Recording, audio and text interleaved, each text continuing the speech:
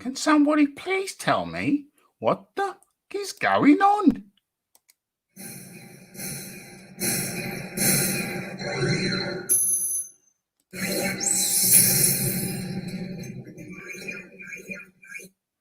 Yes, yes, yes. You are in tune to Boxing Talk with Raphie. What number are we on? What are we on? What number are we on? I'll check that in a minute. I think it's 156. Without much further ado, let's make this thing official with the music. There we go. There we go. Okay, so.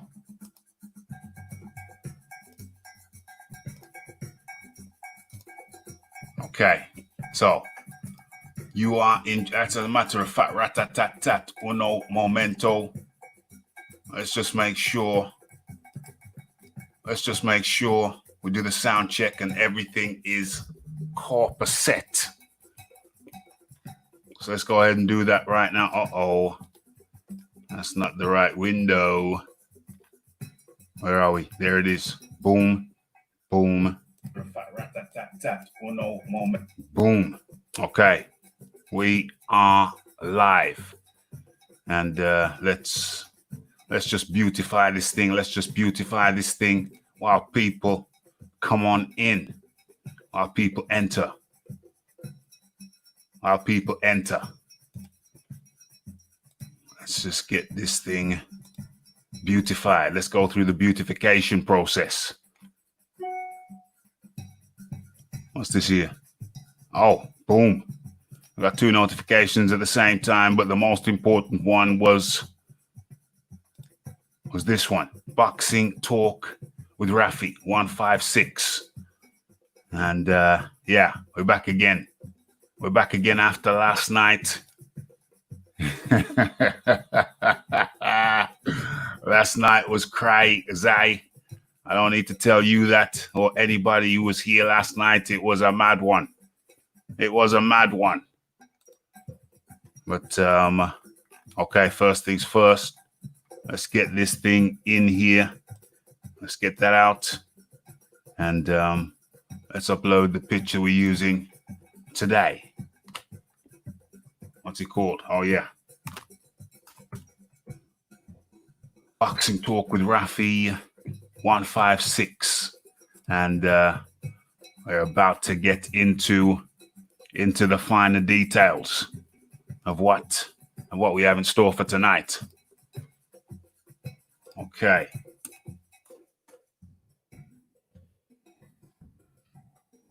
Let's get that in there. And let's show you the artwork. Let's show you the artwork. We'll show you what we're working with tonight. Boom. Okay. So, Boxing Talk with Raphie, 156.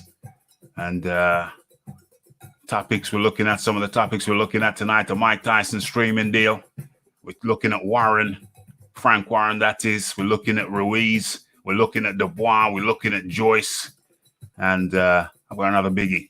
Got another biggie for you. Okay, let's see what is going on in the chat. It is the big boys boxing in the area. Raphie, you are the only European boxing streamer I enjoy listening to. So where are you from, Tank? I appreciate that. Where are you from? Did Ped end up growing a set and turning up? Absolutely not. But he did send me some abusive emails afterwards, though. OMG. That's more receipts. That's more receipts. He's yet to respond. He's yet to respond. Tank Nation got your back. Excellente. Excellente. Tank Nation, much appreciation. And that rhymes. Didn't even mean it to rhyme, but it did. So that's good. Where are we? Boom, boom, boom. Let's go. Where we going? Mando Vada testing at the Yeah, we're going to have to get these cats VADA tested. They're going to have to submit for VADA testing. Tank Nation from Baltimore. Excellente. Excellent. Yeah. You watched the Ped watched the live stream. Must have watched all of it, and it was a good 2.5 hours. It was a 2.5 hours worth of beating, and didn't come in. And then afterwards, sent me some abusive texts. But the music, anyway, those are receipts. Those are receipts. I got the receipts. I'm keeping those as receipts. Highly hilarious. Highly hilarious. C. Yes, James Jameson up in the building. And there's something I need to do before I kick off with these. There's something I need to do before I kick off with these. Hold on, what's gone wrong here? What have I done? What have you done, Raphie? What have you done? What have you done, Raphie? What have I done? What have I done? No peds allowed. OMG. Yeah. You gotta be ped free, but it messes up the body, messes up your knees and your back. Ooh. Share my screen. Yeah, I need to share my screen. I don't know why I took that down. Share the screen again. Share the screen. Come up with it. Bringing it. Keep on bringing it. How does it look now? I definitely got too many windows open. So what I need to do is I need to get that off the screen. I need to take that down like so. And I need to, nope, wrong. Yeah, that's acceptable. That is acceptable. I'm ready for my shot. Yeah. Boom. Ready for my shot. Okay. And I don't like the background. It could be a bit more colorful, but it's okay. Okay. So, how long we've been on? Okay, 7 minutes. I think that's fair enough. I think it's time to look at the first topic. But before we do that, we got to do this. Let me share this. Boom, copy. Okay, that's copied. Paste that. And then we need to boom.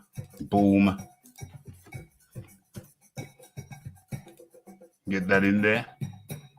And then we got to just move that over ever so slightly over here. You're not seeing anything yet. But you certainly shall. Certainly shall in a moment. Just banging out a couple of links as the area populates and warms up nicely. It's very nice and warm over here in the UK. We've had a bit of rain, but it's the sun and the rain. It's a constant rotation. I'm kind of warm as we speak, but that's good. It's better the warmth than the cold. We need to bang this out. We need to get this in. Wake the town and tell the people, let the people know what's going on. Let the people know that we are live. What is that there? Okay, let me drop that link in there. And I think everybody knows now. Everybody knows. So, too many windows open. We'll close a few of those as we proceed and move on. Let me see. Let me just do some. Let me see. Let me try something here. What if I put this on a loop and take the volume off? Kill the volume. How's that going to work? How's that going to look? Let's try that. Let's try that in the background as we moving on. Okay, I like that. It's just going to keep on rotating. Is that what's going to happen? What if I put that there? No. Yes. No. Okay, a little bit of experimentation. Let me get my face in this. Okay, this is good. Okay, so let us commence. What's going on in the chat?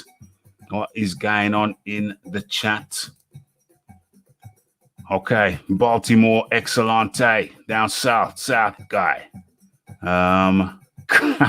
Cracking cats. Yes. Nice break from winter. with the sunshine here today. Gotcha. I can't complain about the weather over here in the UK. It has been pretty damn good, this COVID-19 era. And let me share what we got here. Oh, no, that's not what I want. Where is it? Oh, there it is. Pretty sure that's it. Yes. And this, I think this is our leading story. We're leading off with this story. And let me share that with you. Let me stop sharing that. Stop sharing that and start sharing this. Is that how I'm going to do it? Yeah, share that. Not even sure I want to do it that way. So let's stop that. We're experimenting, folks. We're conducting a few little experiments over here. Trying some different arrangements, some different things. Might as well experiment from time to time. So I'm not going to do that. I'm going to do this instead. I'm going to do it a different way. That's not what I want. We're experimenting over here today, and let us commence with that. Like I say, we're going to share that instead. Boom. Okay, I think that's going to look better. Yeah, that'll do. Will that do? Yeah, that'll do. I think it'll do. Let me modify this.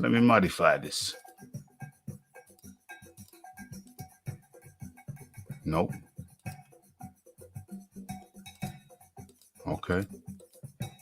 Okay, so that's what happens. It gets out of whack and it won't come back. Why does it look like this? Why is there no pictures? Come on, work with me. Aha. It's coming back now. Is it coming back? Yes.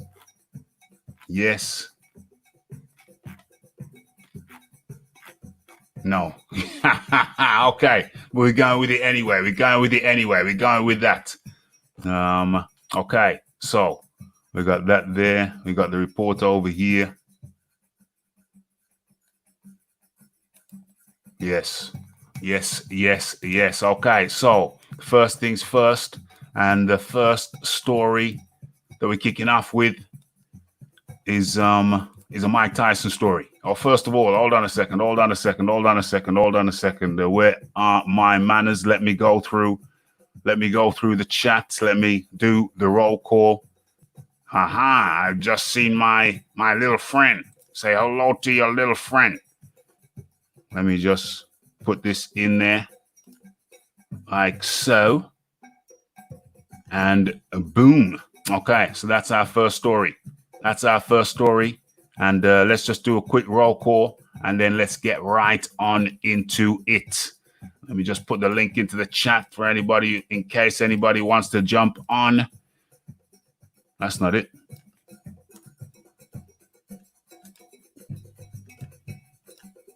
Boom. Okay, so a link is now in the chat. Okay, but first things first, before we get into the topic on your screen, let's do a quick roll call. Okay, so we got the big boys boxing in the building. We got the Tank Nation with the compliment. Raphie, you are the only European boxing streamer I enjoy listening to. Well, that is fine praise. That is high praise, and it is much appreciated, I assure you. Thank you very, very much. You know, I do this thing for the world. I do this thing for the world. I do it for the East, West, North, and South. Everybody's welcome over here. All nice and decent people. I welcome over here at the Raphael Dawkins Combat Radio. It's great to have you. We have an international feel. We got Baltimore in the building. We got New Zealand in the building. What else we got? We got Uncle Burnt Apostrophe in the building. Uncle Burnt Apostrophe, where you from? Where are you from? I want to know where everybody's from today. Everybody I don't know. Baltimore for the Tank. New Zealand for the big boys boxing. James Jameson. Where you from, James? Where you from? Uncle Burnt Apostrophe. Where you from, Uncle? Crack and Cats, referring to last night's episode. If you haven't catched last night's episode, what was it called again? How's it called again? Oh yeah, so still have it up here somewhere. Where is it? It was called BFTB Video Girl Speaks on Real Age. In case you don't know, in case you didn't know, the age was 17. Okay, so that was a hell of a show last night. Hell of a show. We condensed it all into 2.5 hours. I was very happy with that. Very happy, very watchable. And I can't lie, I watched it all over again. I had to edit it for the replay version. I had to cut that up a little bit, chop bits out. So I ended up watching the whole damn thing. It was highly entertaining. Thank you to everybody who came and contributed just by being here. Eric Rosas, where you from, Eric? Eric Rosas in the building. Where you from? Good to have you. Well, it was rain and then sun, and right about now it's kind of warm. It's kind of warm up in here at the Raphie Dawkins Combat Radio headquarters. Waters hold up in Fantasy Island. Wizard Sleeves up in the building. Monique Thompson up in the building. How you doing, Monique? Good to have you here. I hope you've steamed out your room, Monique. I know you were steaming your room. I know you was doing some steaming in your room. Jay Blues and Boxing is up in the building. Good to have you, Jay Blues and Boxing. Good to have you. Okay, so who we got here? We got the Charles Miller. Yo. Charles Miller. I haven't seen Charles Miller in a while. Good to see Charles Miller back up in here. Everybody tell me where you're from, please. I know where you from, Monique. I know where Big Boys Boxing from. I know where Tank's from. I just want to get the flavor, the feel. Just want to get the feel of where people are from, the locations. I'm going to get a big map, and I'm going to stick pins in it. Nice pins, not bad pins. You know where I'm from. I know where you're from, Monique. Don't worry about that, mate. All finished with the steaming. Well, Monique, I wonder if you could do my hallway for me, please. OMG, just joking, Monique, just joking. I know you're a busy lady. I don't have wallpaper, just paint. I just paint it on, Monique. I can't be bothered with wallpaper these days. Just goes to show how sad boxing is. Legends, yes, but Tyson versus Jones is a juiced up fast. Damn, hard words. James Jameson is up from Aberdeen. Damn. Never even knew James Jameson was from north of the border. But now I think about it. I think maybe, James, you used to come here before. Then you stopped coming for a while and you came back. Maybe that's the case. Uncle Burnt apostrophe UK, Liverpool. I had no idea. We had a Liverpool representative up in the building. Maybe that's why you gave me the football news the other day that Liverpool had won the cup. I don't watch football no more. So which cup was it? Which cup did they win? South Carolina, JJ Blues. That's why he's got blues. The blues. He sings the blues. He got the blues down south in Carolina. Damn. Got Carolina up in the building. I know where Monique's from, but it's a secret. Shh. James Jameson's onto me. He knows I'm compiling the dossiers. Seville. What is that? Florida? Is that FLA? Florida? I guess that's Seville, Florida. Okay, we got Florida up in the building. Damn, we got the Oceania, and we got different parts of America, and we got UK up in the building. It is truly an international flavor, truly an international show. Thank you for everybody for coming, and I think we're nice and well warmed up by now.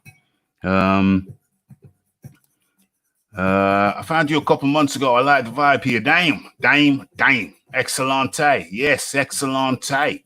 Yeah, it's a nice vibe over here. I like it. Excellente. Okay. So good to have everybody in. It's an international team. It's an international flavor to savor. Okay. And I think I'm going to alter the balance of this shizzle. See if I can alter the balance of this shizzle. We're doing it on the job. Damn, look at that. That's exactly what I wanted. Or is it that? No, it's this. Yeah, that's perfect. Okay, so we're going to get into this story right away. We're well warmed up. Okay, so report. Report Triller paid north of. Okay, so Triller is the streaming service that will be streaming the fight for Mike Tyson versus not John Jones. What's his name? Roy Jones. And yeah, and they're going to be paying. Or let me just read the article for you. Let me just pick out little spots in the article and read them out for you. Doing it slightly different tonight. Going experimental. Going a bit more experimental tonight. But okay, let's try this thing. I'll watch it back and see if I liked it or not. See what experiments worked, what experiments didn't work. But okay, so gotta do these things. Let's get the volume down on this device over here, and let's find the right screen. Okay, let's go. Okay, so Triller apparently agreed to pay an enormous amount of money for the exclusive streaming rights to the Mike Tyson Roy Jones Jr. What they call an exhibition. They're calling it an exhibition. They're saying it's an exhibition. But I don't think it's going to be an exhibition. Okay, so CNBC reported in a story posted to its website that owners of the emerging music sharing platform paid north of $50 million. $50 million for the brand awareness they hope to gain by streaming Tyson versus Roy Jones on pay-per-view. Triller is considered competition for the likes of TikTok and other social media platforms, but Tyson versus Jones will be the first live sporting event it offers on pay-per-view. Okay, so boxing pay-per-view shows typically are distributed through cable and satellite companies for television viewers and network or streaming service apps for computer, tablet, and phone viewers. Okay, so let me just move that thing along there. Give you different pictures pertaining to the story. Okay, so Juneteenth, freedom. Okay. So Tyson and Jones are scheduled to compete in an 8-round exhibition on September the 12th at Dignity Health Sports Park in Carson, California. Okay, so Triller, that's spelled Triller. Triller hasn't announced the pay-per-view price for Tyson versus Jones, but the event has received a lot of mainstream media and social media attention since the news broke on Thursday.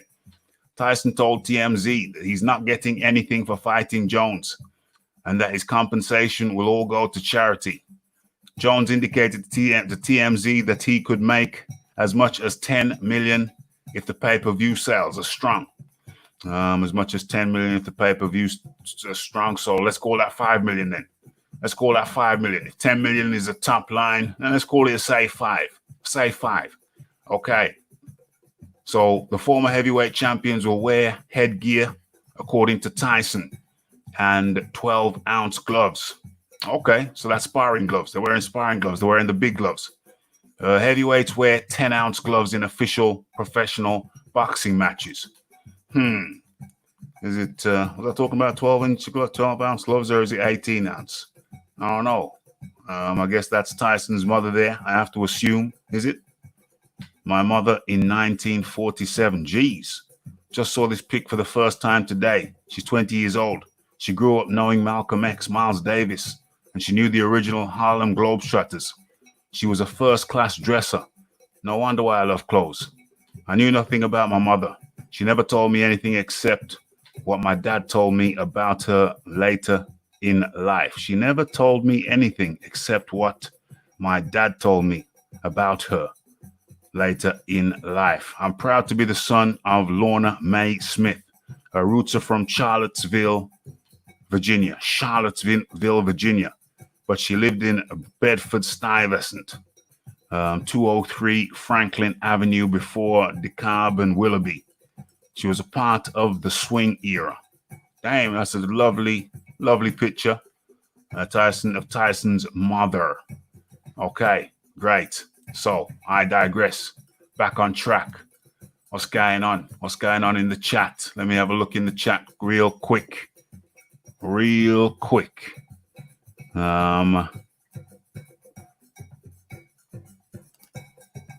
Yeah, the Prem was the Premier League, mate. First time in 30 years. Damn.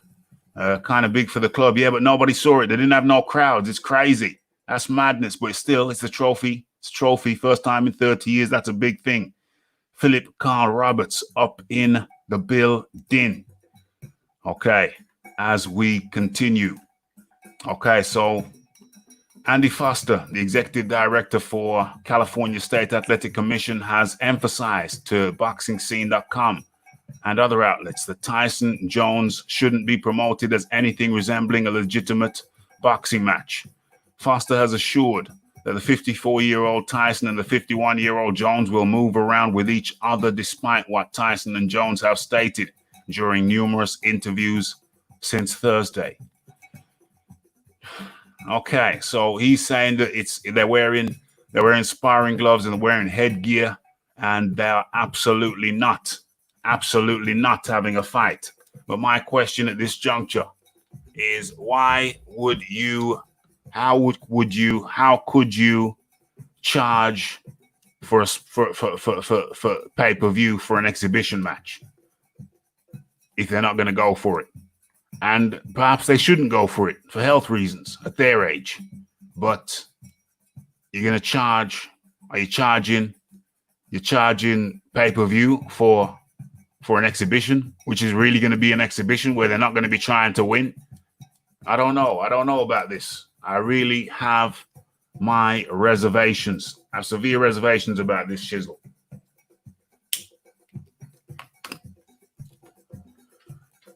Okay. All right. So is there anything left in this story that I really need to cover?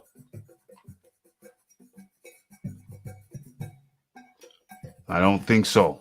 Other than to say that Tyson hasn't fought for 15 years? When was his last fight? It was 2005. It was 2005 when he lost to Kevin McBride in Washington, D.C. Okay, so it was 15 years ago. June? Yeah, almost exactly 15 years ago. It was 15 years and 1 month ago since Tyson last fought. And as for Jones, he last fought 2 years ago. Where is this? Yeah, 2 years ago. So, they've been out of the ring for a combined, 15 plus 2, that's 17 years. Well, 2 years is a lot different to 15. But in comes the man like the Fight Doctor in the house. Fight Doctor, welcome in. Fight Doctor is in the house on Rick James status as always. What's going on, man? Yes. It's all good. And we have another person joining us for the first time. Never joined us before, so I don't know what's going on here. Could be a hoax. I don't know. Blues and boxing. Hello, how do you do? What's up, Raph? What's going on, man? I'm good, man. I'm good. I'm used to getting some. I'm getting used to getting some strange, fraudulent people hopping on. So you're a real person. You're a real person. Come to talk boxing. Yeah, man. No troll here. Okay. Excellent. Excellent. You got the Blues Brothers in your avatar there that I noticed. Thank you, man. Nobody else has picked up on that. Yeah, man. I see that. The Blues Brothers. Didn't they have a film? Did they have a film? Did I watch a film? They did. They had it, not just a film, but a full-on tour. Like, they went on tour for a good 8 months after that, man. Like, John Belushi and Dan Aykroyd on stage is the main event. It's something out of a dream, dude. That's right. That's way back in my memory. I seem to remember watching a film of them. Can't remember anything. 1980 or 81. Yeah, so the soundtrack to the movie The Blues Brothers, filmed here in Chicago, is arguably the greatest movie soundtrack in history. Look how many people did cameos, right? Yeah, the soundtrack to that. Yeah, everybody in blues and soul at that time is in that movie. Like legends: Aretha Franklin, John Lee Hooker, Yeah, John Lee Hooker's James just on Brown. Okay, like everybody is in that movie. Damn. Come in, JJ Blues. You was gonna say something. Yeah, man, I could watch the Blues Brothers to the end of time. It gets so cartoonish with the pileup of the cop cars. Like it's straight out of a Bugs Bunny cartoon, bro. But I was gonna say something about Mike Tyson, man. Go ahead, man.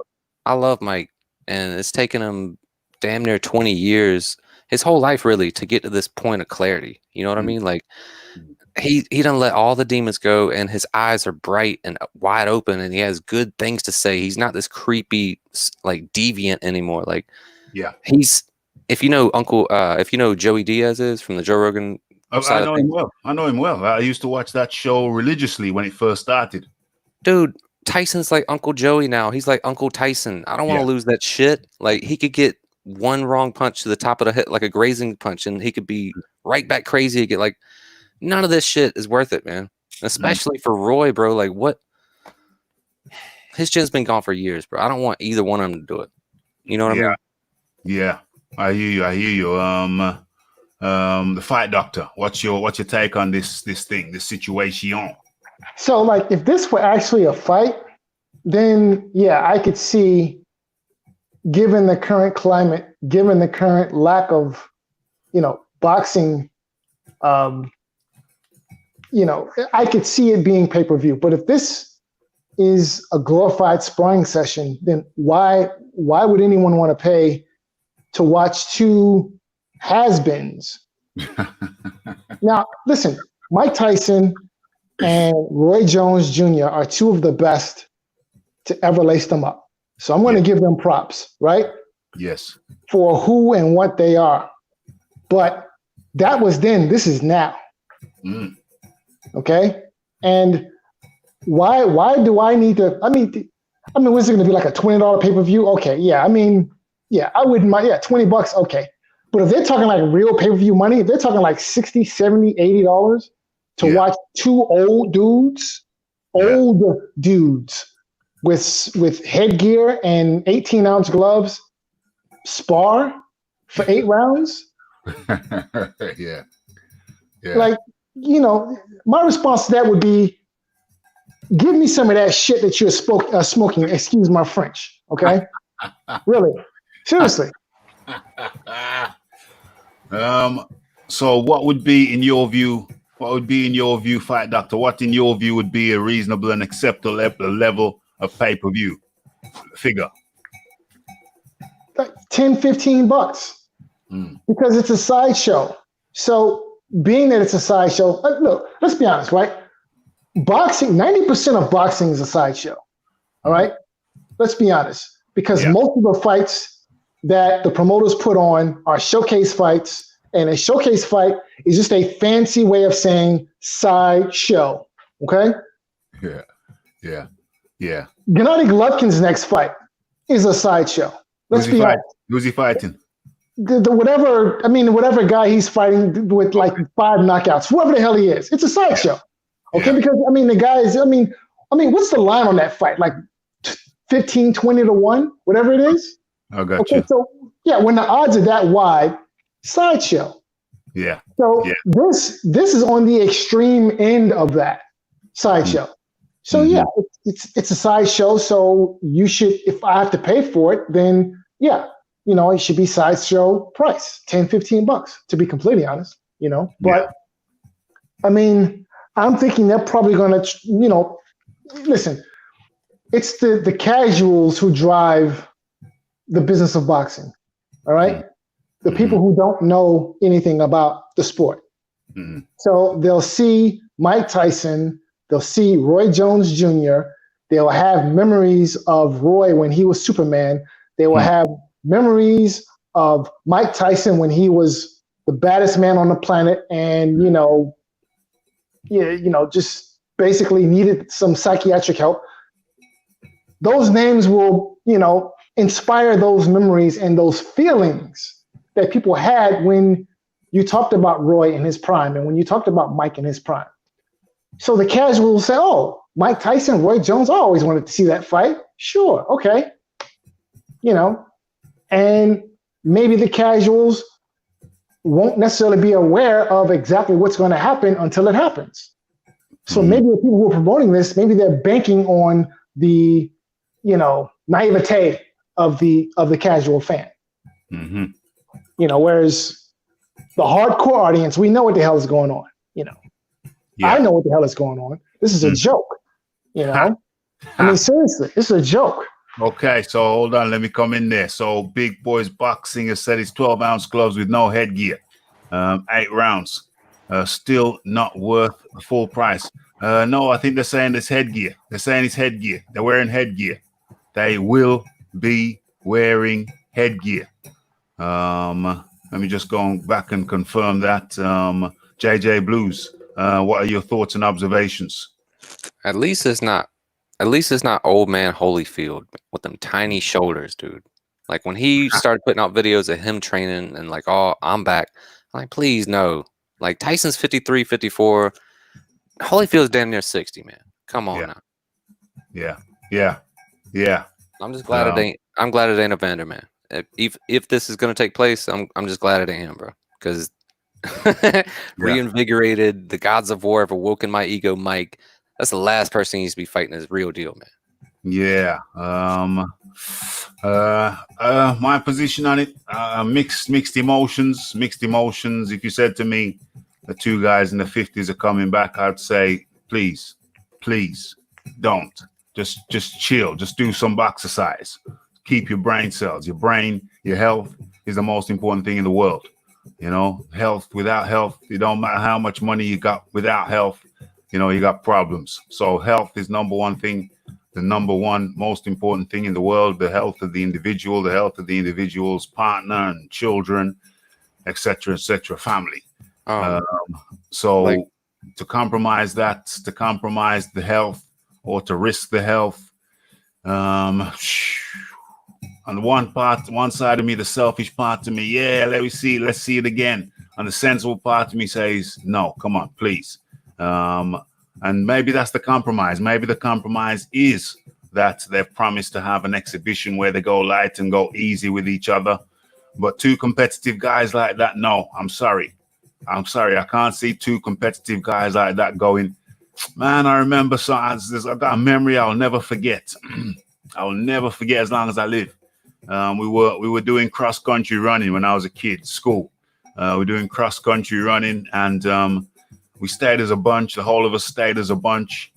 The bigger guys like me, we were in the back bunch. We stayed as a bunch together.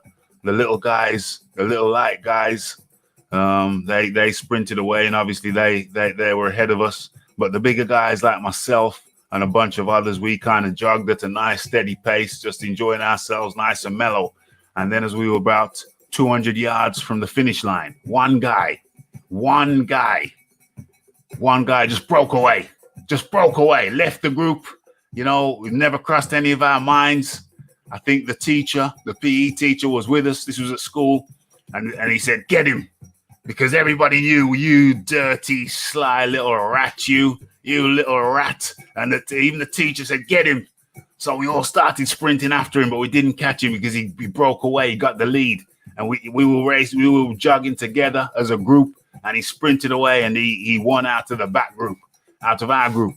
And I never forgot that, because what that showed me is that if someone's got that competitive spirit, it cannot be denied. And that guy, we were all cool. We thought we were doing the same thing, we're all cool, just jogging along nicely. The big guys jogging along nicely, but he had that competitive spirit, and that competitive spirit could not be denied. And so I put it to you that when they get in there with the best intentions of going easy, they're going to be trying to take the other person's J Blues Boxing. Yeah, man. Tyson on his podcast maybe 2 or 3 months ago spoke about himself as if he was talking about Bruce Banner trying to like keep the Hulk at bay.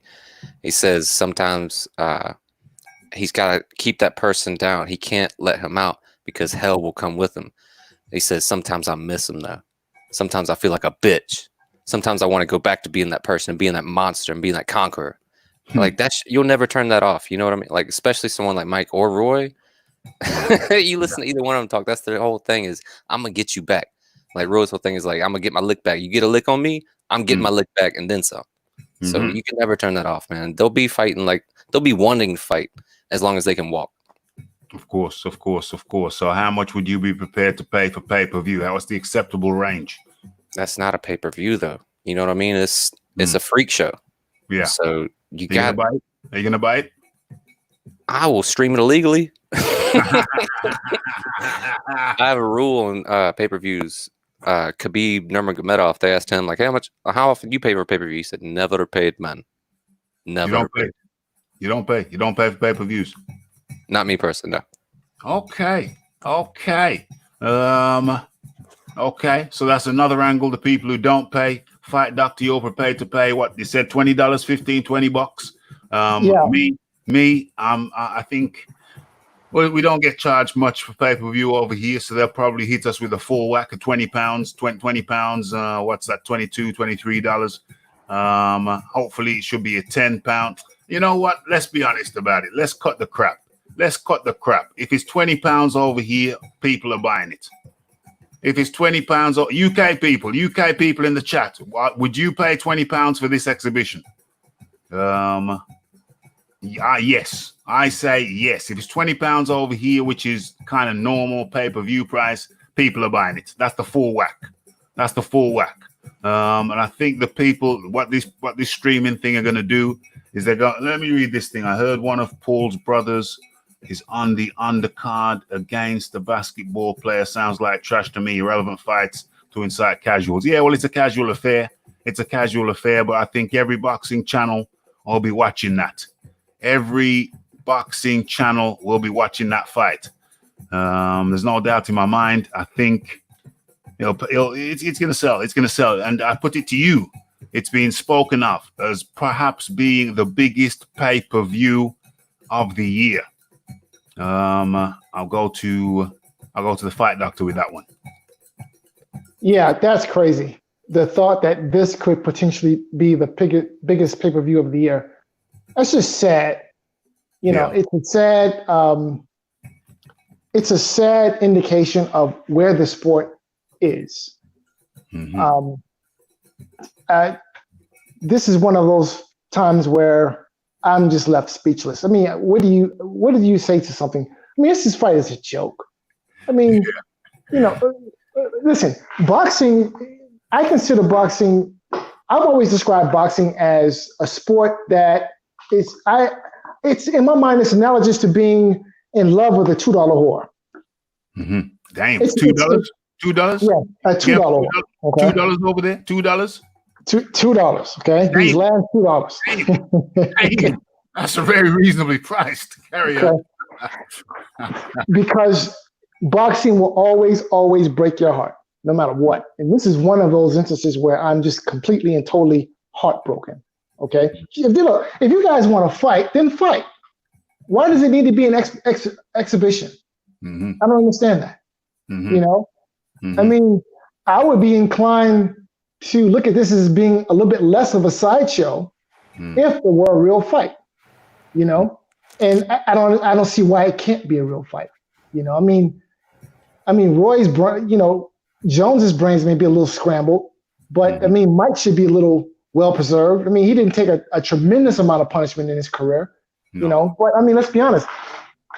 I question both of these guys' desire to fight. Yeah. And the fact that this fight is an exhibition pretty much confirms my suspicion. You know, last time we saw Tyson in a real fight, he really didn't look like he wanted to be there. You know? Yeah, that's right. Kevin McBride. Yeah. Yeah, he had a bad knee. I don't think he liked training. You know, I mean, the last time Mike Tyson really trained for a fight, in my opinion, probably was the Holyfield rematch. I think after that, he really, it was all downhill from there. Jones, on the other hand, I mean, when is the last time he really he was in shape for a fight? Tarver, maybe the Tarver rematch. Yeah, the rematch. Johnson, yeah. 2004, 5 maybe is the last time the Tarver rubber match, and since then it's been downhill. Tarver rubber match was what, 2005? Yeah. That's probably Was it the Tarver rematch? That was 2003, I think. The Tarver rubber match. Oh, the rubber match. Okay. The rubber match, and I think that was like 2005, and I think that's the last time we really saw Jones really prepared for a fight. Yes. That's 15 years. Okay. And the last time we saw Tyson was 15 years ago, and he didn't look like he was really, prepared to fight. Last time I can say he was really prepared to fight, in my opinion, was the Holyfield rematch. That's 1997. It's a long time ago. A long time ago. The last fight Mike looked good in was Andrew Golota, and he tested positive for marijuana and missed out on the Lennox fight. But if you watch his face, the shape of his face changed after the Lennox fight, and he rearranged Tyson's face. His eyebrows got this weird scar tissue roll thing on them. Seriously, man, he turned into looking like a panther or some kind of tiger after that.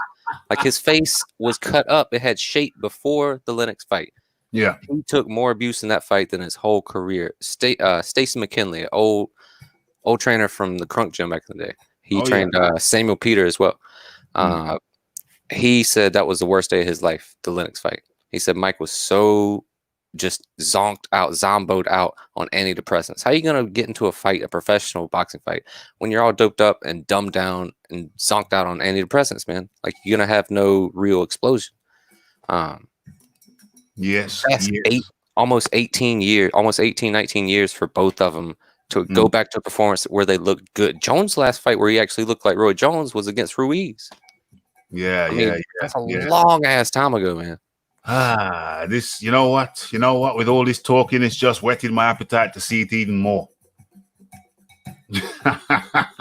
I just want to see this. I just want to see this madness, because that's what it is. It's madness. It's a freak show. The fight doctor said it was a sideshow. I'm saying it's a freak show. I just hope nobody gets hurt. But now it's just compelling. It's just compelling to see how this could look terrible. This could look absolutely terrible. This could be car crash TV. But you know what? It's whetting my appetite. I'm definitely going to buy it. I'm definitely going to watch it. This is just like you're driving down a motorway and you see a crash and everybody slows down, because you have to. You have to have a look. There is no one driving past a car crash scene on the motorway without slowing down and having what we call over here a good gander. You're going to have a good gander, and this is the equivalent of car crash TV.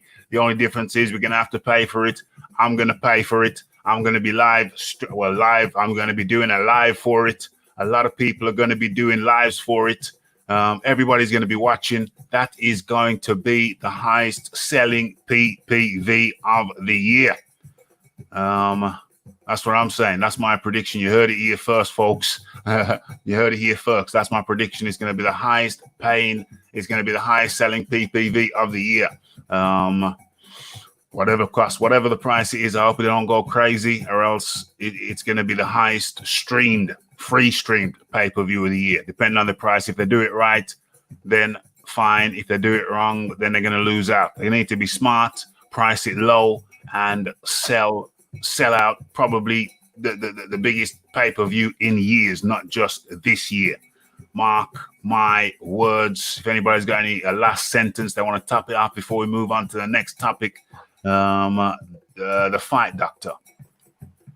Yeah, so $2 whores. I'll leave it at that.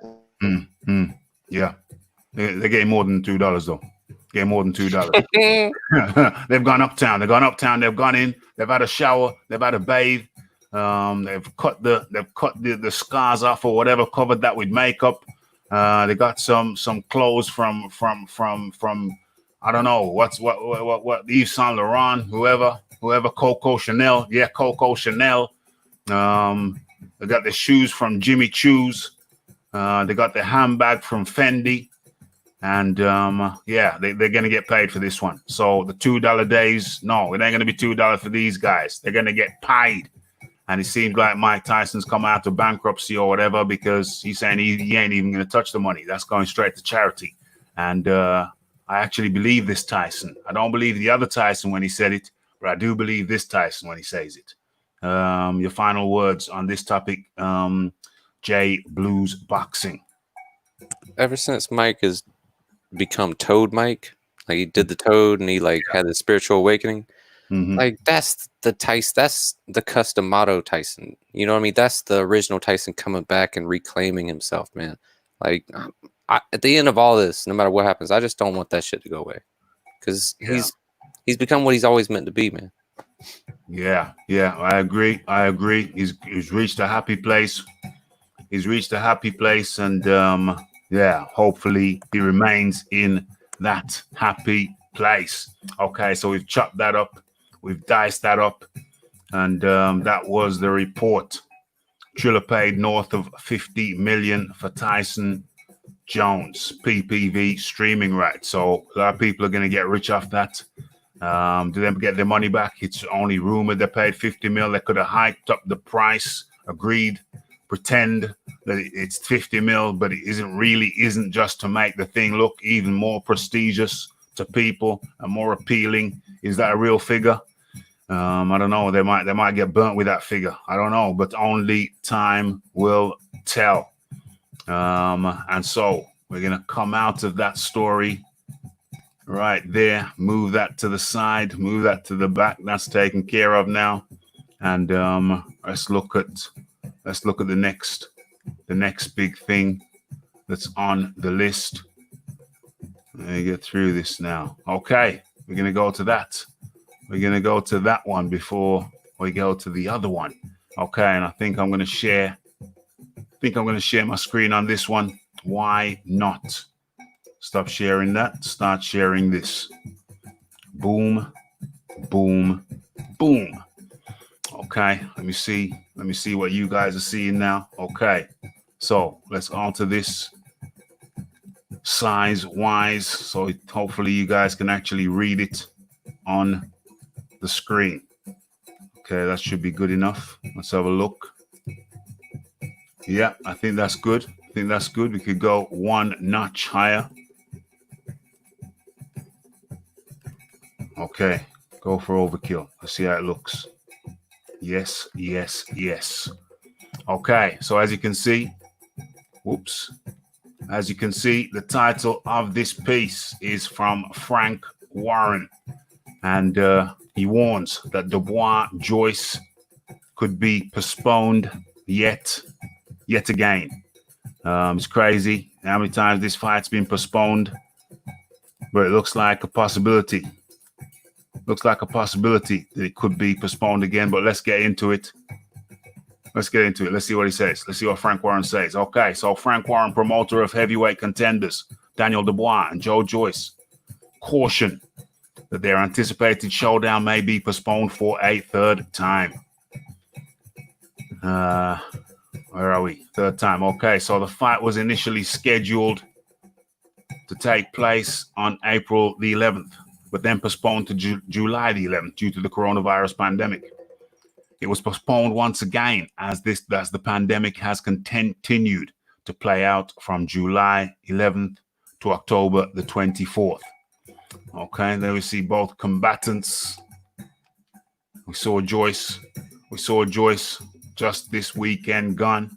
We'll talk about that if any of you saw that fight, but definitely got a few things to say on that fight. But anyway, before that fight can take place, both boxers had to win a tune-up fights to shake off the ring rust. This past Saturday, Joyce did his part by stopping Michael Wallish in 3 rounds. Now Dubois is set to take on undefeated Eric Pfeiffer on August 29th.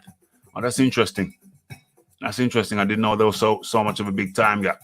I'd assumed I'd assumed Dubois was going next week. Okay, so it's August the 29th. Okay, so be it.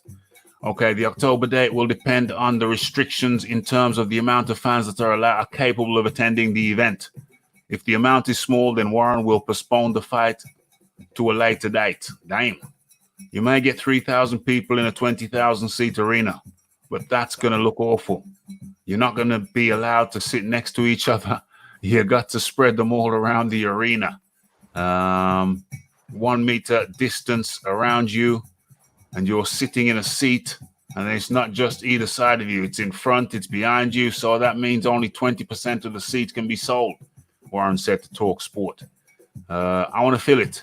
I've got no idea how many would be allowed in, but I've got to be honest with you. If it's something like 20%, then we'll postpone it again. We've got to have a live audience. That gets a bit more out of the guys. You've got to, if you've got a competitive fight like with Daniel and Joe, you want the crowd cheering their man on. Fight Doctor, I'm going to go to you first. Actually, I'm just going to say this first. What Frank Warren is saying about you've got to have the crowd for the fighters, the UFC fights. I don't know if you guys watch UFC, but the UFC fights have disproved that theory. Because you've been having some great UFC cards recently.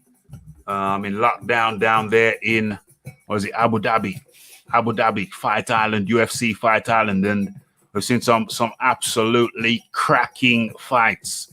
Saw a great fight just this weekend, gone Darren Till versus Whittaker of New Zealand, the Australian New Zealander. Say that again.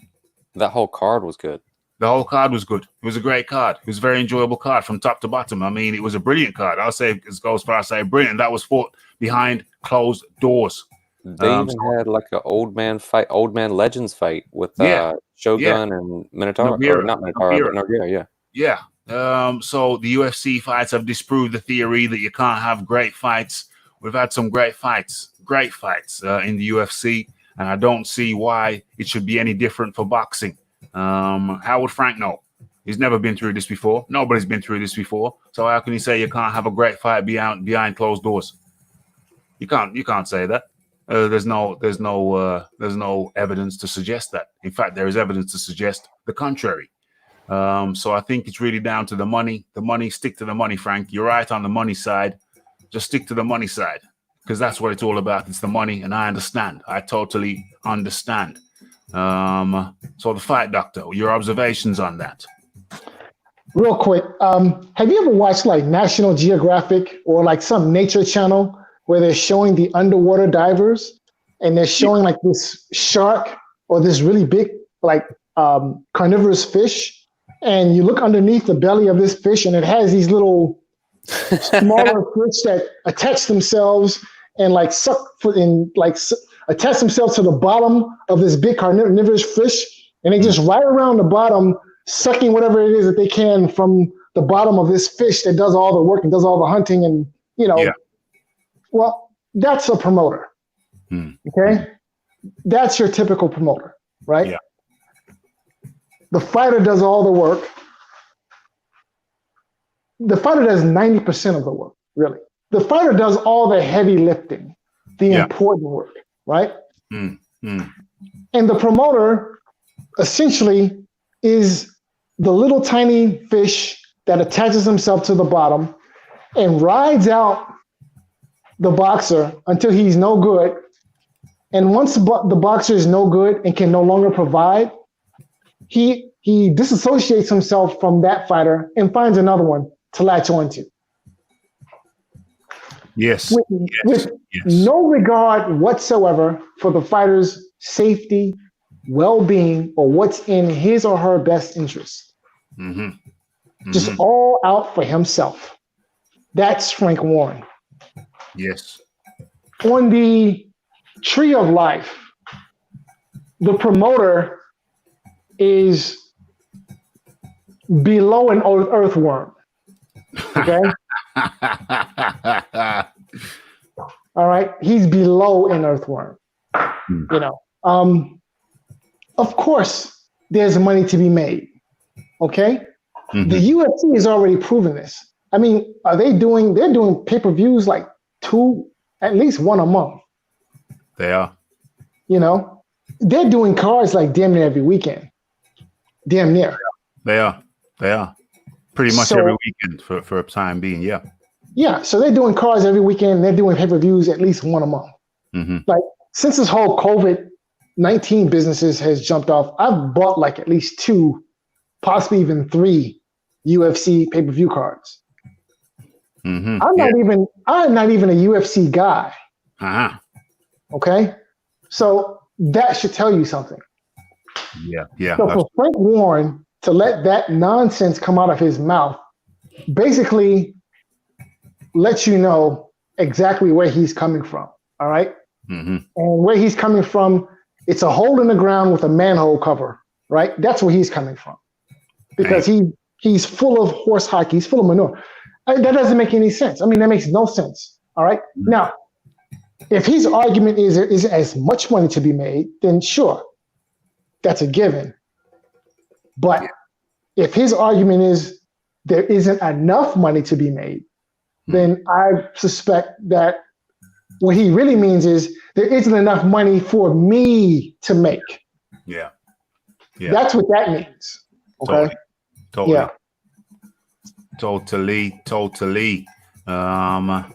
Jay, blues, and boxing. To add on to what the Fight Doctor was talking about, promoters, man. If you ever want to see the true soul of a promoter, if you ever want to see the hologram start to fail and his true demon come out, like there's a press conference for, it was Chisora versus I can't remember, man. It was a press conference where Chisora was. It was almost like someone told him he was the main event, and then he got up there and he was the co. And he started hijacking the shit, shutting it down. He's like, "I want more money, David. I want more money." It was, and dude, what was it? I remember the one. It was when Prograis and Josh Taylor were headlining the card, and the little guys. Yeah, the little guys, Prograis and Josh Taylor. And I can't remember who. Oh, he was fighting. Was he? Who the hell was he fighting? It wasn't Takam. It could have been Takam. Was it Takam? I can't remember, but yeah, I remember that incident. He made a scene at the press conference, and they raised his money because Eddie Hearn knew that by that scene, by causing that scene, Chisora had raised the profile of the fights, and he still didn't get the main billing, but he made a compelling point that he should have been main billing. People are coming to see me more so than the little guys. And it's in my backyard. It's London. I'm a Londoner. And he made some compelling arguments. He didn't get the top billing, but he did get a raise. There's a moment, right, where it pans over to the promoter for the other dudes on the other side of the stage. And they have Eddie Hearn. Soderland. Yeah. Eddie Hearn and Soderland. Just at one point, dude, all their eyes are so evil. Like you see the true snake that the promoters are. But for real, UFC, how many title fights have they put on since this started, man? They put on some major fights. Gaethje versus Ferguson. Yes. And they had a whole lot of fights, man. Volkanov versus Kakui. Volkanov, the little Australian guy, versus Holloway. Holloway. El Kakui. I think they call him El Kakui as well. Yeah. No, that's Ferguson. Oh, that's Ferguson. Oh, yeah. My bad. Yeah. No, you could.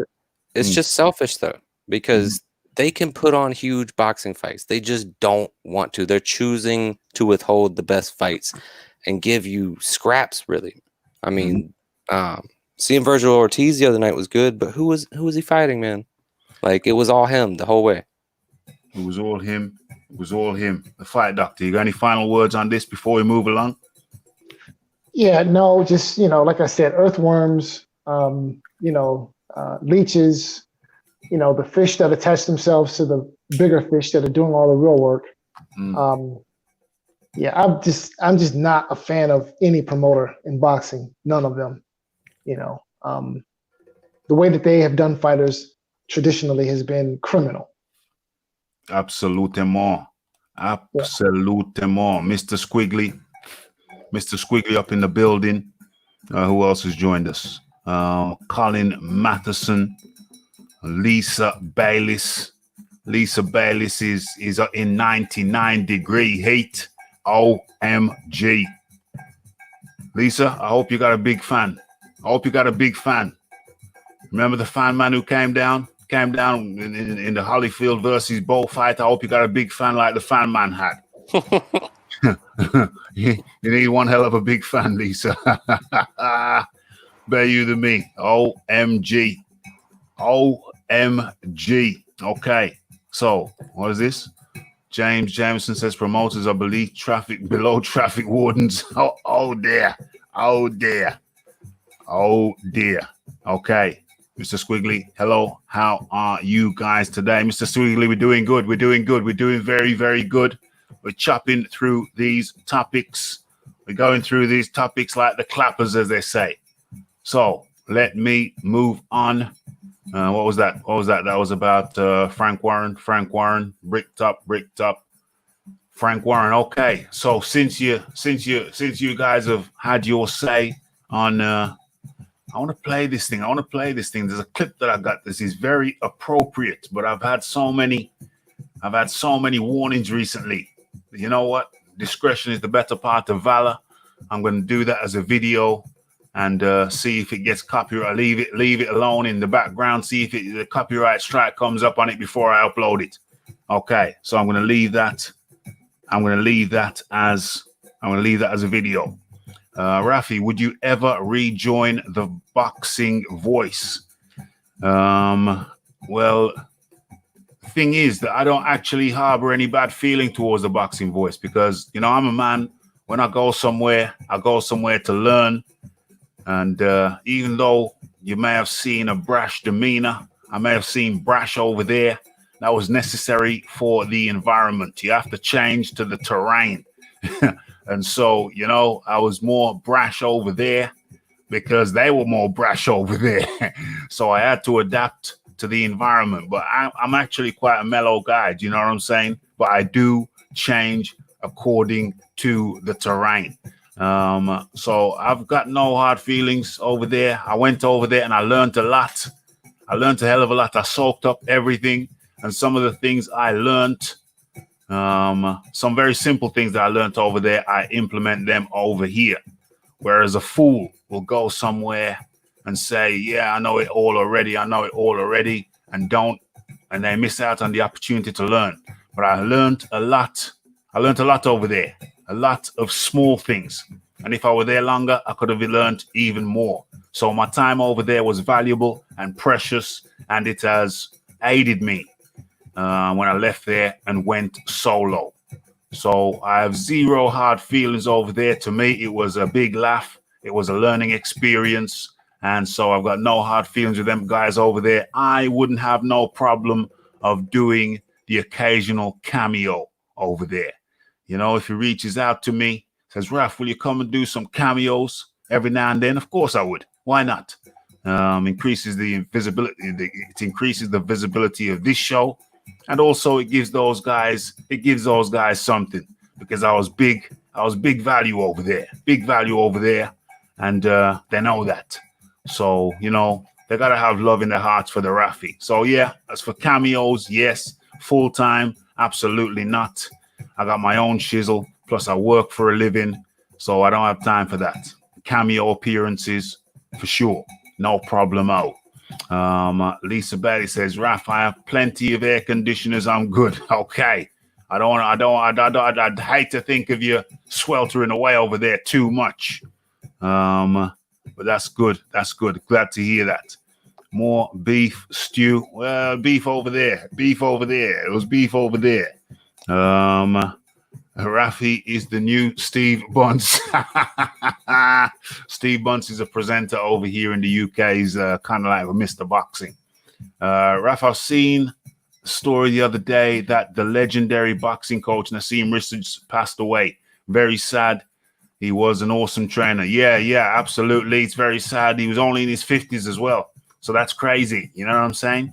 You come this way You come in this life. I don't know. Some people believe in reincarnation. Others it's only the one shot. You get the one shot over here. So to go in your 50s when you live in a productive life as he was living, then that's more the pity. That's more the pity. You know, it's a shame, absolute shame. But that's life. We all get a turn. We all get a turn. Where are we? Oh, Monique is still here. Monique is still here. There she is. Okay, so we've chopped that one up. What were we just talking about? What was it? What were we just talking about there? We were talking about, where is it? It's right here. Oh, we were talking about Bricktop. We were talking about Eddie Hearn and having to push the Dubois fight back being a distinct possibility. You know what? They should just forget about the Dubois fight now. They should just forget about it because I can see getting pushed back and pushed back and pushed back and pushed back. Because they should just push that fight back to when? I should push it back to the end of the year, to be sure, or January, and have another fight with each other. Well, with other people this year, because I don't think we're gonna be going back to full capacity venues by October. Where are we now? July, August, September, October. Full?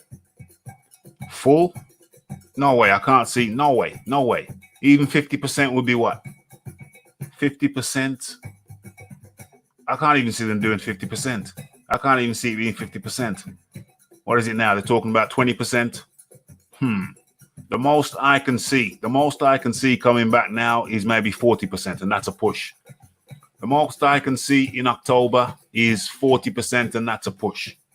50%, 50% max. That means everybody has a seat next to them empty, and the people in front, in a row in front of them, they're not directly in front of the person behind them. So everything's diagonal. So you get one person. Well, okay, how can I do it in the camera? Just a diamond shape. Every seat next to every person would be empty, and the person in front of them would be sitting to the side. So you form a diamond shape of people. Diamond shapes. That's 50% max. That's what I'm saying. 50% max by October. 50% capacity venues by October. That's my prediction. And so I don't see this fight happening before December because Frank Warren, Queensbury Promotions, as you may have heard, they got some issues with the finance. Frank Warren himself is fine, but his promotions, Queensbury Promotion, yeah, they got some court dates. They got some cash flow issues. So yeah, I don't see this fight going ahead with 50%, and I don't see anything more than 50% by October. It's just a prediction. We're gonna see how that plays out. Okay, so that's the Frank Warren. I'll share that again.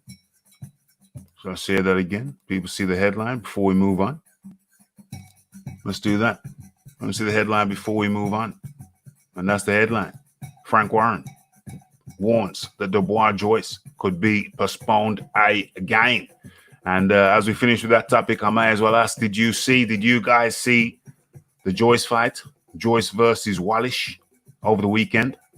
Either of you guys? Nah, I missed it, man. Missed it. Fight Doctor, did you see Fight Doctor dropped off. Okay, well, I'll talk about it. Yeah, it's there's a question about Joe Joyce's hand speed. Everybody says he's a slow puncher. He's recognized as a slow puncher. It's universally accepted that he's a slow puncher. But I say this to you. Well, if he's such a slow puncher, how come he hits the target so often? JJ Blues. I don't know too much about him, but he's just so sluggish and lumbersome. Yeah. How is he a combination puncher like that? Well, that's what I'm saying. He was throwing combinations. He was throwing combinations at Wally upstairs, downstairs, and he was landing. So my question is to you, to the people listening. Unmute yourself, man. Oh. No, I'm not muted. Can't you hear me? 1 2 1 2 1 2 1 2 1 2 1 2. What? You can't hear me, JJ Blues? You can't hear me? I'm not muted. Having technical difficulties, man. You're having technical difficulties over there. Well, just what you do is you just drop off, just cut yourself off, and jump back in again. I'll put the link in the chat again. Boom. Oh no, that's not it. That's not the link. Hold on a second. Copy that. Oh yeah, it is the link. There it is. It's right there. I'm putting it again though, because it looked different when I put it in just now. Okay, so I put it in twice. Okay, so there you go. So my question to the people listening in the chat: if Daniel Dubois is such a slow puncher, how come he's getting off his punch? How come he's getting off combination punches on people? We can hear you. Okay, excellent. So yeah. So how come he's getting off combination punches? I put it to you in the chat, and people listening, I put it to you that Daniel Dubois is not as slow as he appears to be. Because if he was that slow, people would be getting out of the way of the shots. People would be getting out of the way of the punches, and they're not getting out of the way of the punches. So I put it to you. That there is something very deceptive about Joe Joyce's speed. I put it to you that if Joe Joyce was as slow as he appears to be, he wouldn't be hitting people. He wouldn't be getting combinations off on people. He wouldn't be hitting people to the head, then the body, then the head again. He's throwing combinations at will. Now, I acknowledge that Wallish was not no kind of top contender. I acknowledge that. But Joe Joyce is getting combinations off on people. I put it to you for further reference that it's going to be seen. People are going to begin to acknowledge and recognize that Joe Joyce can't be as slow as he looks, because if he was, he would not be getting combinations off on people. Where am I? Okay, there and there. Yeah. It's a slow jab, not returning to the chin. It's perfect for the big overhand right. Slow but solid. Every punch is heavy. Absolutely. Joyce's punches hurt people, and not many boxers hurt him. So he doesn't need to be fast. I have Dubois beating him, though. Yeah. That's what I'm leading to. That's what I'm leading up to, because I think Joe Joyce is going to surprise a lot of people in the Dubois fight.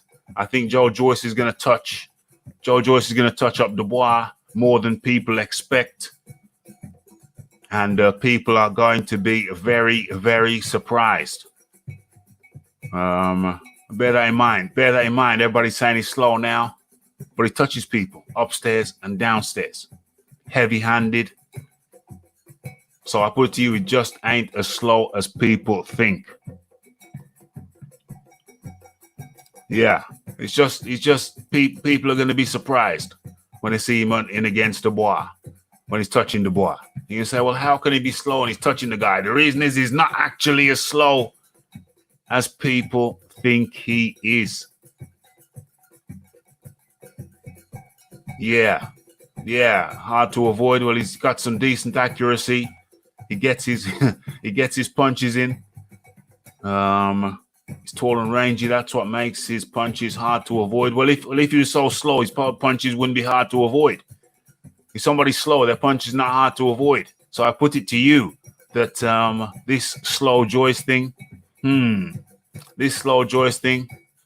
I think time will show when people begin to realize that if he was slow, he wouldn't be touching people up like he is. But yeah, that's just my perspective. It's an unusual perspective. I don't think there's many people who subscribe to that perspective, but that's what I'm saying to you. That's what I believe. And I think that's what is going to be borne out in the fullness of time. I like Dubois better. I think Dubois is the better prospect, but do not, I repeat, do not rule out Joe Joyce. Joe Joyce is underrated. That's what I'm saying to you. And but I personally, I hope Dubois wins, but it is by no stretch of the imagination a gimme. So we gonna find out. We're gonna find out. Okay, so as we move, as we move on. Wallish guy was a punch bag. That is true. That is unquestionably true. Okay, so we're moving on. Let me have a look what we got here. Let me have a look in the lucky bag.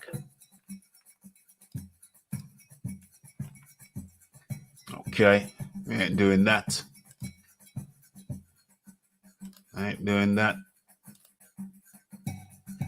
Oh, okay. Okay, let me line this baby up. Where is it? Just saw it. Oh, there it is. There it is. I see you. So let's share. Let me share that. Let me share that with you. Boom. You see it? Yes. Yes. Yes. Let's see how I arrange this screen. Nope. Yeah. Is there no middle ground? Can we go? Is there no middle ground? Damn it. Can I do that? Can I do that? Okay, we'll do that. Trying to experiment with these shiznicks. Trying to run some experimentations. Where are we? This is the right size. Let's line this up nicely, like so. And we are ready to proceed. Okay, let's copy that. Roger. Let's get this in there. Boom. Boom. Boom. Okay, so that's the title piece. That's the title of the piece. And let's get into it. Let's get stuck in. Okay, how long is it first and foremost? What the hell? This is a laugh. So I'm probably just going to do the first paragraph and the next and the last. Okay, those are the players. Those are the players involved. Okay. Canelo, Reynoso. What's this guy's name again? I forget. And of course, you know this guy's name. That's the Eddie Hearn. Okay, let's get into it. Let's do the summary of this. Okay, so live boxing is back on Dazn on July the 24th. You see that? Okay. Yes, yes, yes. On July the 24th, the network streamed a 5-fight card headlined by Virgil Ortiz Jr. 7-round demolition of Sammy Vargas. 2 years ago, Dazn announced that it was going to change boxing's business model. It pledged an end to pay-per-view and promised to deliver high-quality fights to subscribers in the United States for a modest sum of $9.99. It signed Canelo Alvarez, Gennady Golovkin to multi-fight deals for close to $500 million. Contracted with Golden Boy and the World Boxing Super Series for additional fights, and gave promoter Eddie Hearn in the neighborhood of $125 million a year to deliver more boxing. That got everyone's attention. Then things went south. The network has spent hundreds of millions of dollars in the United States to build what to date is essentially a niche boxing channel. Damn, that must sting. Niche boxing channel. Niche boxing channel, but before they get big, surely you got to be niche before you get big. Yay or nay?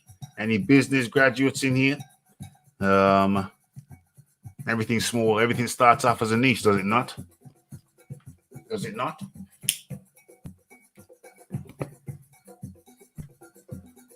Okay, so that got everyone's attention. In March, COVID-19 spread. Dazn suspended payments of rights fees for games that were postponed and other content that wasn't delivered to its platforms in 9 countries around the world. Meanwhile, boxing ground to a halt. Ironically, the pandemic improved Dazn's short-term balance sheet in America. The network saved at least $40 million on what could have been Canelo Alvarez's Cinco de Mayo weekend fight, and millions more per month in licensing fees for other events. But on the negative side of the ledger, Dazn had approximately 800,000 subscribers in the United States at the start of 2020. In recent months, many of those subscribers, Dazn won't release the number, have canceled their subscriptions. This means that as Dazn seeks to rebuild in America, it will be building upon a significantly lower subscriber base than it enjoyed 6 months ago. And even 800,000 subscribers were far fewer than Dazn needed to be economically viable under its business model. Can Dazn USA be salvaged? The network has yet to find a sustainable formula for the United States and has failed to establish the foothold it expected to achieve with boxing. Who wrote this piece? Thomas Hauser. Hold on, isn't this Thomas Hauser guy a hater? Isn't this Thomas Hauser guy a hater? Thomas Hauser. Let me, because this seems like a hater article. Let me just take a little quick research. Let me just pull up some paperwork on Hauser. That's the guy. That's the guy. That's Thomas Hauser. Hold on, let me share my screen with you. Let's stop sharing. Let's stop sharing that. And let's start sharing this. I knew that was written by a hater. I sensed it. I I ain't reading that shiznix. No, I don't want to share that. I want to share something else. Uno momento. Hauser, Google search. Where's his images? This is the guy, Hauser. This Thomas Hauser is a well-known hater. And I believe, not a fan of Dazn.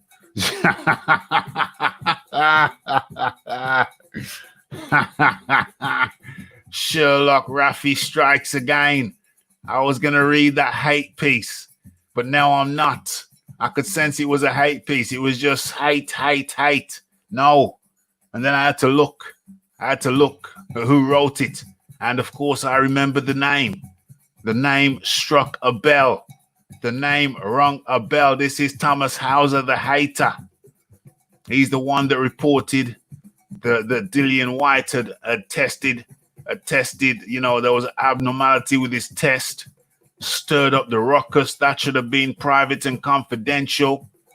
But this Thomas Hauser guy is a well-known hater. He likes to go and create controversy. He's a controversy writer. Does it mean that everything he's ever written is wrong? No. Does it mean that everything he's ever written is right? No. But it does mean that I'm sorry. I can't get with it. But I'm going to read the last paragraph. But please bear in mind that this is the guy we're dealing with, Thomas Hauser. Hauser the hater. Well, let me go ahead and read the last paragraph. Let me go ahead and do that. Let me stop sharing that. And let me start sharing this. Boom, boom. Let's read the last paragraph. You see what I can see? Yes. Okay, let's get to the last paragraph. And you know it's going to be a hater paragraph. You know it. You can sense it in your water. You can tell. You know it. I know it.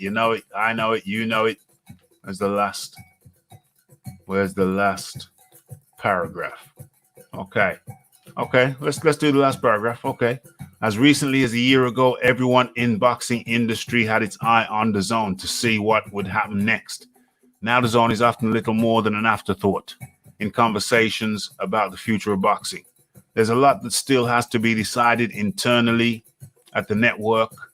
Right now, no one, including senior management, knows what will happen next. And a thought in closing. Last year, despite its shortcomings, Dazn gave boxing fans in the United States better fights than any other network and did so at a reasonable price. It would be a shame to lose that. Okay, I'm satisfied with the ending. I'm satisfied with the ending. That's a whole lot of writing. So the first paragraph and the last paragraph, I think we're fine. If we're going to be extra thorough, you can say, well, Raphie, read the middle paragraph.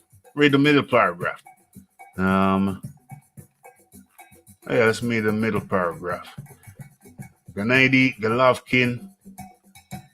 The most significant steps in terms of Dazn's effort to rebuild its subscriber base in the United States are expected to come in the last 4 months of the year. Gennady Golovkin versus Kamil Srelgonen is one on the drawing board for this autumn. That's a perceived mismatch viewed as a necessary stop on the road to a Canelo versus Golovkin 3. Devin Haney versus 38-year-old Yorkis Gamboa will likely focus on the issues of how early Haney stops Gamboa, who lasted into the 12th round against Gervonta Davis last December. Ryan Garcia versus Luke Campbell, if it happens, would be an entertaining matchup. Danny Jacobs against a non-threatening opponent is in the planning stages for November.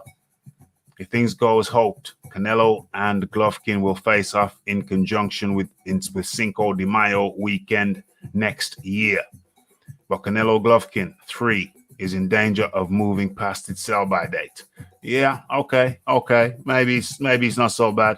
The first paragraph, the middle paragraph, and the ending paragraph seem pretty balanced. That's fine. But I was never going to read all that shizzle anyway. We get the gist. I hear what he's saying. Okay. He's saying that he's basically, in a nutshell, he's saying that Dazn faces challenges. How would I respond to that? I would say that a lot of businesses are facing challenge as a result of the COVID-19 situation. And so yeah, damn, seems close, too close. Give me some space.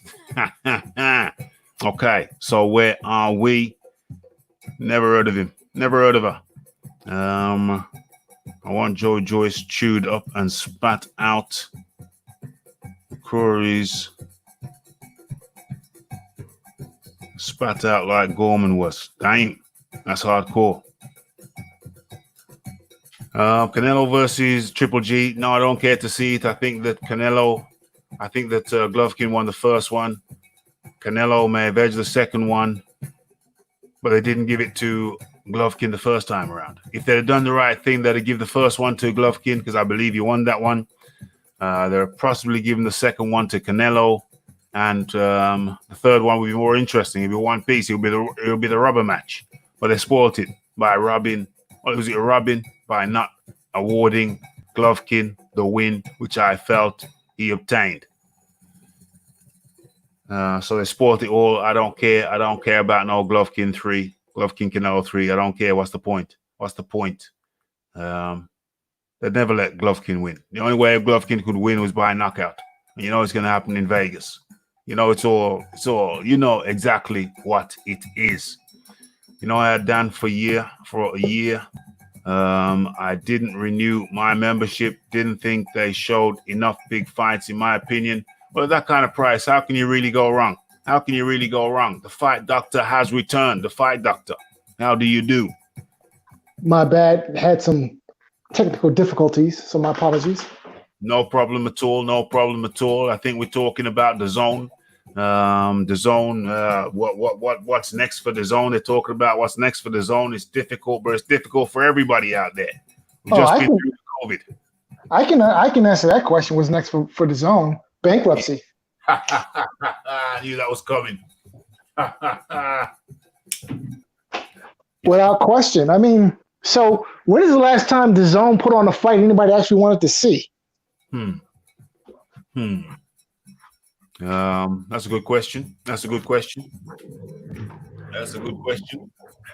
Look, honestly, when is Dazn ever? Look, the only really truly pay-per-view quality fight that Dazn has screened so far was Alvarez Kovalev. Outside of that, I mean, there haven't really been any true, what I would call quality, pay-per-view quality fights that they've screened. And they've been chasing the Dazn. They've been chasing the Alvarez Golovkin rubber match for, I don't know, almost going on 2 years now. That hasn't materialized. And there seems to be no hope of it happening anytime soon. So, you know, right now it seems that their top attraction is absent without leave. So, I mean, when you add it all up, in my mind, the logical conclusion that you come to is bankruptcy court. OMG. And Fight Doctor comes and drops the bad news on us. But the bad news on us, his prediction. His prediction is Dazn heading to the bankruptcy court. That is the Fight Doctor's prediction. So you didn't subscribe to Dazn, I take it. So I have a cousin, and he and I, we watch all the big fights together. So he got Dazn, I got ESPN Plus. So when there's something to watch on Dazn, then we use his subscription, and when there's something to watch on ESPN Plus, we use my subscription. So that's how that works. So you still got Dazn. You haven't ditched Dazn. Not yet. Not yet. So I think he paid for I think he took the yearly option. Okay. Yeah, took the yearly option, which worked out cheaper, economically a better decision. So Dazn could be some trouble. There may be some trouble ahead. But overall, do you think Dazn? Do you think it is better for the sport that Dazn survive or not? Well, I mean, so my thought is this, right? The more outlets we have for boxing, then ultimately I think that's better for the sport, better for the fighters.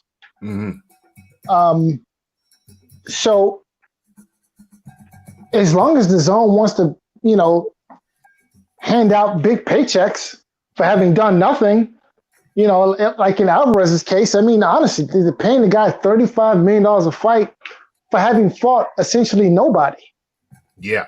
Outside of Kovalev, and there were all kinds of asterisks next to that fight. So, I mean, is Dazn good for the sport? I mean, honestly, I don't know. It might be good for certain fighters' bank accounts. Yeah. But good for the sport, that remains to be seen. I think the question might become academic in the next few months because I don't think that. I think the Dazn will end up being a COVID-19 casualty. OMG. Well, me personally, I hope. Oh yeah, that's right. Smash that like button, folks. And if you're new to the channel, then hit that subscribe button and hit the bell icon to make sure that you're getting notifications, because sometimes YouTube forgets. So if you're new to the channel and you haven't subscribed yet, then hit that subscribe button and hit the bell icon to make sure you stay updated with news and notifications. What else is there? What other buttons? Yeah, like, subscribe. And just a reminder to people that it helps with the analytics, the algorithms. If you drop a comment down below in the usual comment section at the end of the show, or whenever, or maybe never, whatever, it's entirely up to you. Just letting you know that it helps with the visibility of the thing. And more visibility equals more hands at the pump, etc., positive spin-offs. Okay, so my take on the Dazn thing. Well, the Dazn was scheduled to be coming to Europe. Well, they're already in Europe, but expand in Europe, expand in Australia, New Zealand, the Oceania region, and other regions. So they'll fit into expand. And now that could indeed be hampered, potentially, possibly, but they're still coming to the UK. I don't have the date yet. So the expansion is still planned to go ahead. I'm sure that COVID has had an impact on Dazn, as COVID has had on probably almost every other business. almost every other business. I'm sure some businesses have prospered as a result, but in the main, it's had a serious negative impact on industry and commerce. Less people with less money to spend.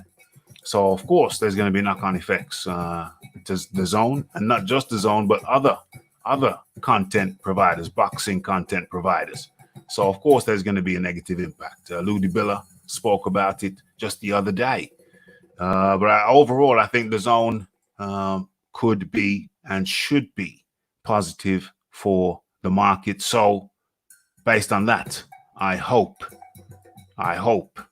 that they prosper and survive. Although, of course, with a dictatorship like the UFC, with a monopoly like the UFC, or closer to a monopoly like the UFC, you get more big fights more often. Theoretically, that's a discussion for another time when we got more time. But yes, I wanted a nice quick one. Just to keep the content out there, keep the people fed. And so with that, Fight Doctor, we have come to the end of another one. It's a nice quick one. It's 1 hour 40-minute one, as opposed to the usual 2 hours or 2.5 hours. We're giving you a nice quick hit, nice bite-sized one. And with that, Fight Doctor, we've come to the end of the show. Good to have you on. Could we have your final thoughts, observations on about whatever? Thank you for having me, sir. And in parting, I would just like to send a shout out, if I may. Of course. Shout out to Ness and the Boxing Voice. It's been a while since I talked to those guys. So just wanted to send those guys a shout out. Okay. I'm sure he'll receive the message. No doubt, no problem. Nescafe. Shout out to Nescafe. Okay. And with that, what can I say? It's been a nice one. It's been a quick one. Everybody can get to bed nice and early and get up in the morning. Coming to the end of the COVID era, everybody's going back to work. I'm back at work on the weekend. I'm going to welcome the money. But all this free time has been kind of enjoyable to me overall. And so let me cue this thing up. Fight Doctor, thank you very much, Fight Doctor. Take care and see you here next time you get here. Much appreciation to you. Okay. And thanks, sir. Absolutement. And so let me line this up and let me try and get it right. Is it filling the screen? No. Okay, so it's the like, it's the subscribe, it's the comments, it's the shares, and it is the hitting that bell icon to stay updated with news and notifications. It's the Raphie Dawkins, it's the Combat Radio, it's the Boxing Talk with Raphie. Yeah, I'll still be doing the shows, still be getting them in. You don't have to worry about that. It's just that my free time, as my pops would say, free paper bun. Free paper bun. Never quite understood what that meant. I understood the intent, but I mean, he never really broke it down to me. But yeah, free paper bun. Free time is over.